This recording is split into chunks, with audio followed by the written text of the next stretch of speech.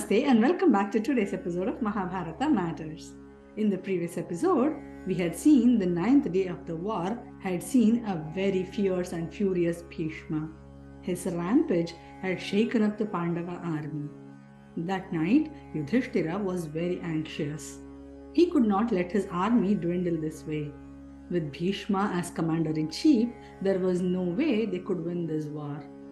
He shared his anguish with Krishna. He said, "Krishna, we need to stop this carnage by our grandfather. With him standing, there is no way we can win. He is the greatest of all and nobody can defeat him. What is the remedy for this?" Krishna said, "I can do this task. I am not bound by likes and dislikes or pain and pleasure. Just appoint me to do this task and I will do it right away." He said, "Krishna, I know you are the Adi, Madhya and Antya of everything. Starting, middle and end of everything. But then, I do not want your name to be tarnished and be called a liar. You have promised at the beginning of the war that you will not pick up any weapon, so we cannot do this. We will have to find a different method.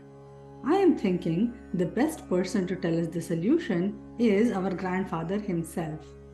He can tell us how to remediate him. What do you suggest, Krishna?" he asked.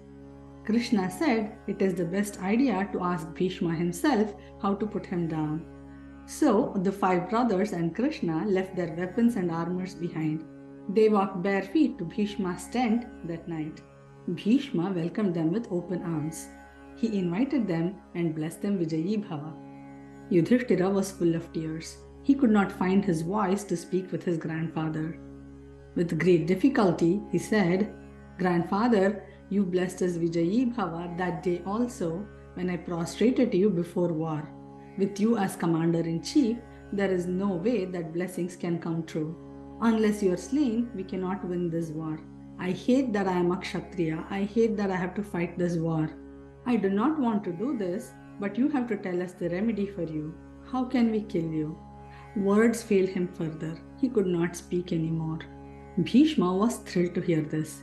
He said, "I am so glad you asked this. Yes, I am very powerful and only 2 people in this world can kill me. One is Krishna and the other is Arjuna." He looked at Arjuna now. He took him near him and said, "Kill me tomorrow, my child. I am ready to go now. As promised, I have slain thousands of soldiers and I have cleared the deck for the Kuru throne. I want to rest now," he said. Arjuna sobbed like a child. Everyone was very tearful and sorrowful. Bhīṣma comforted them all. He saw them all just like the children that had come from the forest to Hastinapura. It was 17 days after their father Pandu had died. He had the same affection for them even on this day. He hugged and consoled them. He said it has to be this way. Bhīṣma continued, "Bring Shikhandi in front of me in the battlefield tomorrow. I will lay my bow down. I will not resist as I will not fight a woman." He told them the story from the past about Amba. He told them that she wanted to marry him, but he could not because of the vow. Because of this, she had come back as Shikhandi in this birth. Everyone knew that Shikhandi was born to kill Bhīṣma, but to hear about it from Bhīṣma himself mortified them. Bhīṣma told Arjuna, "Tomorrow you must kill me with your arrows. I am longing to die at your hands. Do not be sorrowful.